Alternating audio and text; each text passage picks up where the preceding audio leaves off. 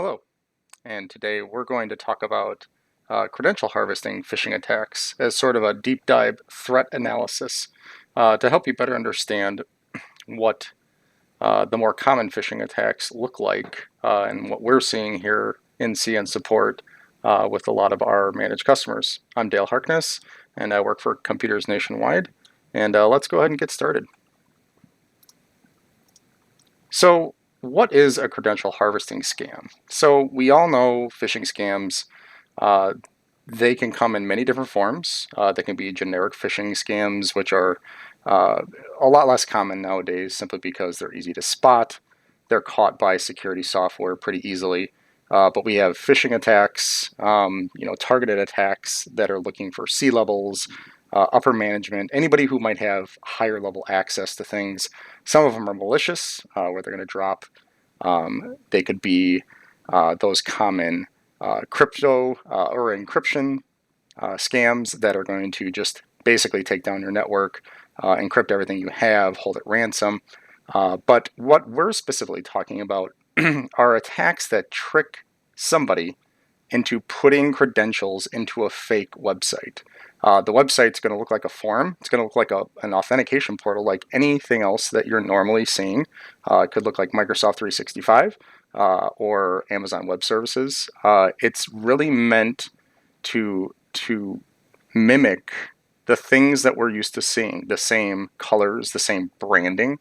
And if we're not careful, we can be duped into giving out our credentials to log into certain websites.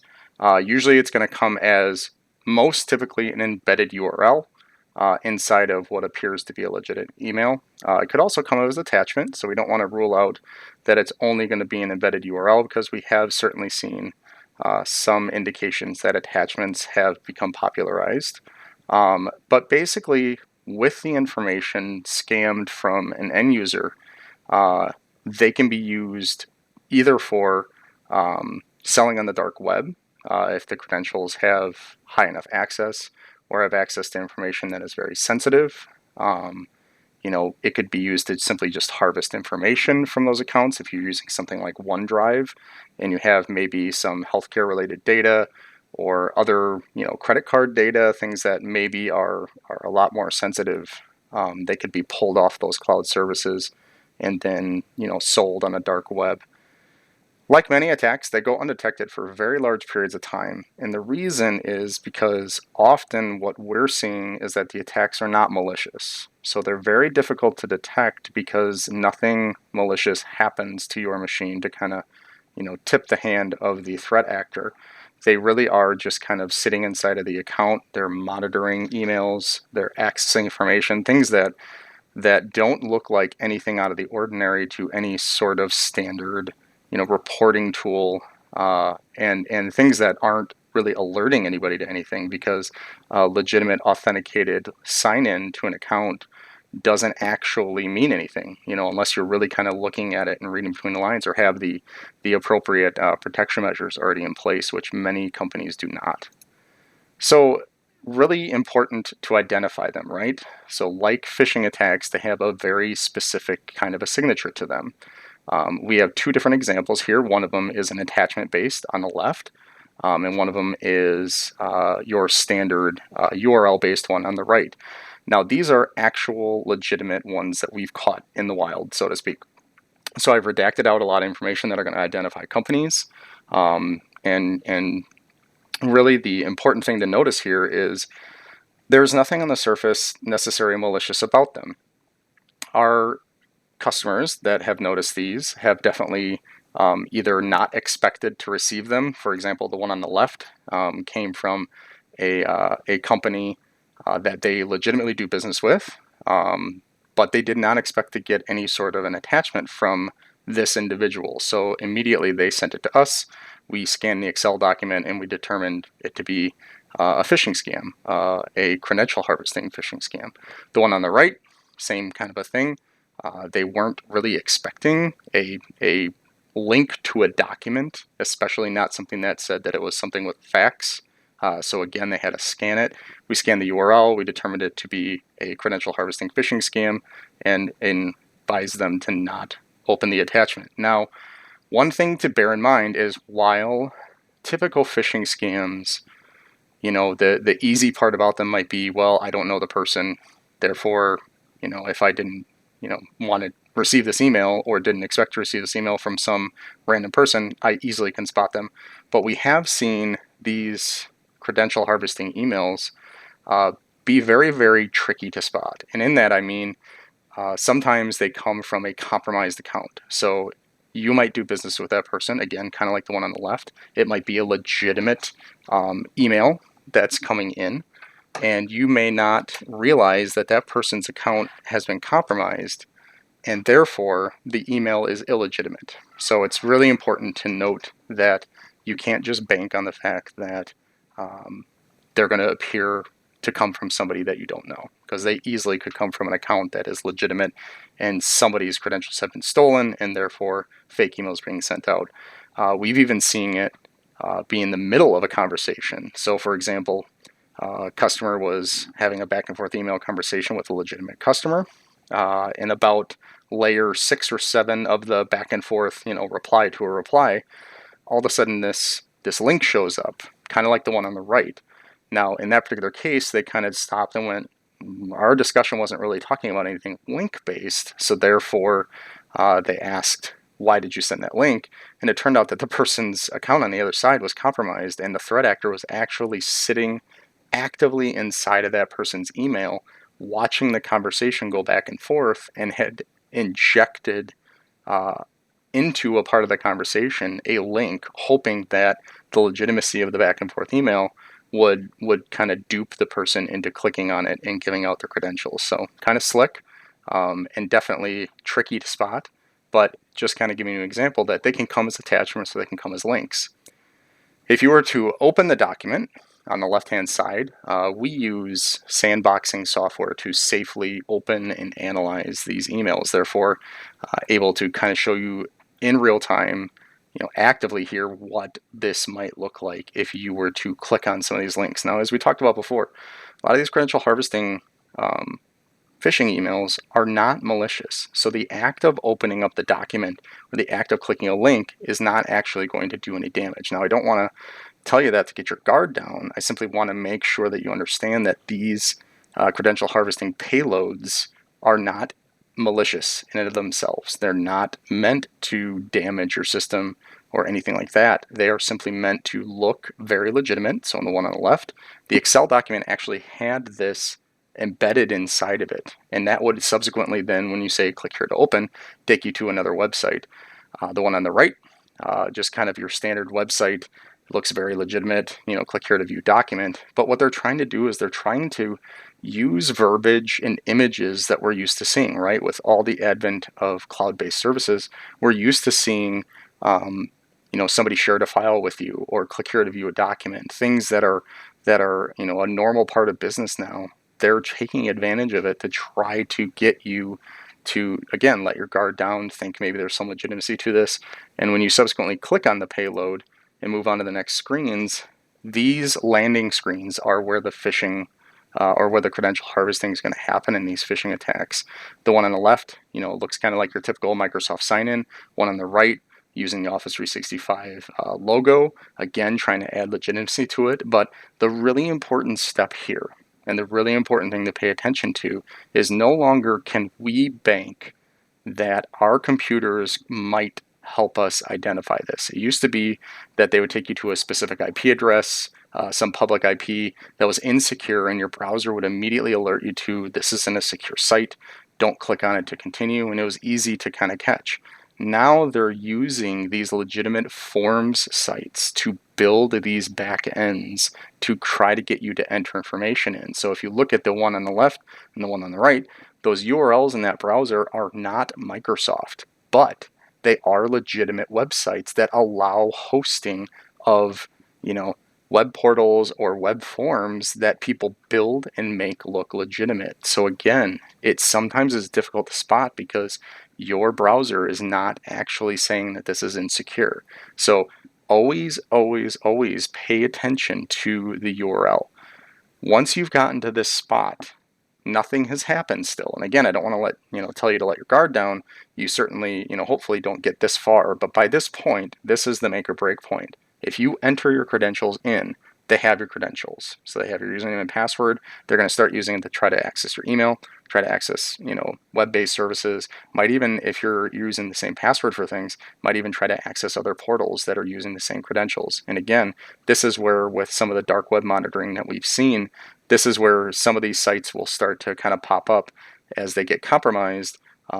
Your name, your credentials might end up on a dark web list. So again, these are important to kind of identify and spot what these attacks look like so that you can try to, again, focus on specifically here the URLs that are being tossed at you in your browser. So what are they going to do if you entered in your credentials, right? You went so far as to put it into the form. Likely what will happen is when you click continue, it'll just say, oh, the login failed, but by that point it's too late. They already have your credentials. Well, if they access your inbox, and this is what we've been seeing very popularized, is they'll start creating email rules in your inbox. And what they're going to do is they may set up forwarding to an external account. We've seen a lot of that. What's that going to do? Well, that basically would mean that somebody creates a rule that says every email you receive or every email you send, copy it to threatactor@gmail.com, right? And you don't notice that that's happening if you don't have the proper rules set up inside of your cloud accounts. You won't notice that anybody is actually sending forwarded or external emails because, again, it's nothing malicious. It's not like anything really goes noticed or is analyzed unless, again, you're looking at the specific reports and settings that you need to. They're going to access and get into your cloud files. Okay, so if you're using SharePoint, if you're using OneDrive, which are, again, very popular systems, they have access to all that. They have access to anything that's sensitive. Anything that you have direct access to, they also would then have access. And any downloading or copying of data likely goes unnoticed as well. There's nothing malicious about it. Nothing's going to trigger that is abnormal. People download and open documents all the time. So it's another danger of what they're going to do post-attack. Potentially privilege escalation. We've unfortunately seen some people get their credentials taken from them and they end up being Microsoft admins. So for the entire admin portal of M365, they have direct access then to create accounts, to inject themselves into groups and create SharePoint sites, things like that. And then the other thing we're going to see is additional phishing attacks. Just like I talked about before, they're going to use your account to send out additional attacks to people that you have in your address book or in your company, trying to legitimize the email itself because it appears to not be spoofed, not be fake, but appears to be from the person that you legitimately do business with. So those are kind of the things that are going to happen post-attack. Now, how can you protect yourself and your business from credential harvesting? Well, really important to monitor or restrict sign-ins. By that we mean there are plenty of reports that are going to show where accounts are being logged in from. You can actually go into your own account and a lot of different cloud-based services. Gmail has it, Microsoft has it, where you can actually self-analyze your login credentials and try to see, do I see any authentications in cities or states or countries even that shouldn't be there? You can set up alerting so that you can get notifications when you log into a new location. I have that for my son. He has a Gmail account just like many kids do, and anytime a new sign-in happens as his parent, I'm notified, and then I can actually have a conversation and say, did you log in to some random computer? And either it legitimately happened or it didn't, and that allows us an opportunity to analyze and change some of the actions going forward. You can even restrict sign-in. So we see some businesses, you can do geo-blocking. So you can say, I don't want sign-ins from China or from Russia or from Australia. And that's another further way to keep sign-ins restricted in some of these cloud services. Restricting email forwarding. So we talked about before how they're going to create rules that will auto-forward and you don't even notice that it's happening. Microsoft actually did a really good thing here in the last, I'd say 6 months, where they changed the default behavior of Microsoft 365 from allowing it automatically. It was just kind of a thing. You could set up a forward to an external account and nothing happened and nothing would stop you, to business-wide making it a default to say you can't unless the administrator allows it. So kind of a good thing there, because that means that if somebody sets up a rule, it would automatically fail unless it's allowed. But definitely something to keep in mind, that you'd want to restrict that. Knowing where your data is, that's an important key for any business. Knowing who the employees are that you need to make sure are taking the proper precautions, maybe more so than others. We know that if you're a C-level, you probably have access to a lot more sensitive things, or if you're an HR person or anything like that, than maybe an intern might, right? So knowing what your data is, where it's at, who has access to it, is crucial for making sure that you can keep it protected. URL filtering or attachment blocking. So we leverage, for a lot of our managed customers, we leverage URL filtering in emails. And what that means is the email links, or the links inside of an email, are not inherently directly taking you to a site. They are further being scanned by the spam and mail security software that we have, to make sure that when you click a link, that if it is illegitimate or if it's found to be a phishing or a spam site, that it immediately fails. Now, some firewalls do this as well, but you have to remember that people are checking emails outside of business and therefore outside of firewall boundaries. So having that extra layer is really critical. Attachment blocking in general, we encourage blocking, executables, even zip files to a degree. Anywhere you can minimize the threat landscape by kind of shutting those doors is important. Training your employees. Today, this particular video, we're doing a training right now. We're bringing awareness to the threats that are out there, how to spot them, and how to protect yourself. Doing your diligence as a business to train your employees to be aware of what is happening out there, what the current threats and trends are, how to spot them, the expectations of the business, going over with your employees the things that they should and shouldn't do on a computer, acceptable use. These are important, and it's also important to have mock phishing campaigns. There are companies out there that provide this as a service. They will send emails that are your average looking phishing or spam email, and they will collect data in the background as to who is clicking on them, and then some additional follow-up training that would be good for those people. Now, it's not meant as a gotcha. It's meant as a legitimate business tool to understand that there are probably deficiencies in what your employees understand and what you need to target to train them to protect yourself and your business from attack. And finally, probably the more critical and key thing to really push is enabling multi-factor authentication. These credential harvesting attacks immediately fail and are subsequently defeated simply by having a second factor. It can be a text message that comes in when you log in, or it can be an authenticator app, which is what we support and recommend.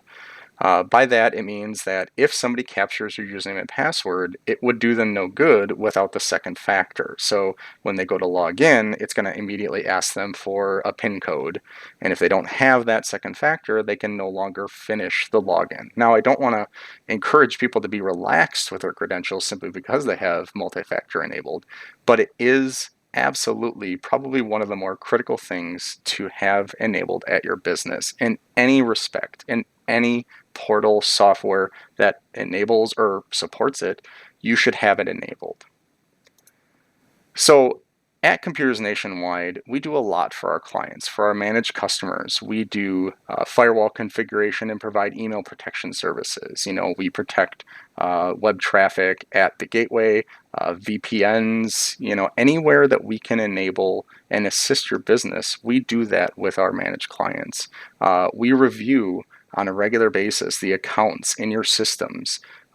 Do the systems even belong there anymore? Are they old logins, old credentials? Are they administrators that don't need to be administrators? We assist our businesses, our managed customers, with making sure that there are no stale accounts and no stale systems hanging out in your network.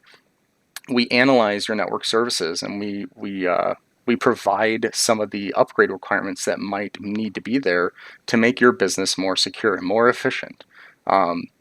We even go so far as to help your businesses with your policies and your compliance. So if you're HIPAA regulated, if you're PCI regulated, if you have other, federal or governmental or financial needs, we can assist with that and making sure that you pass those requirements by giving a deep dive of your current network state. We even partner with companies that specialize in that threat intelligence area.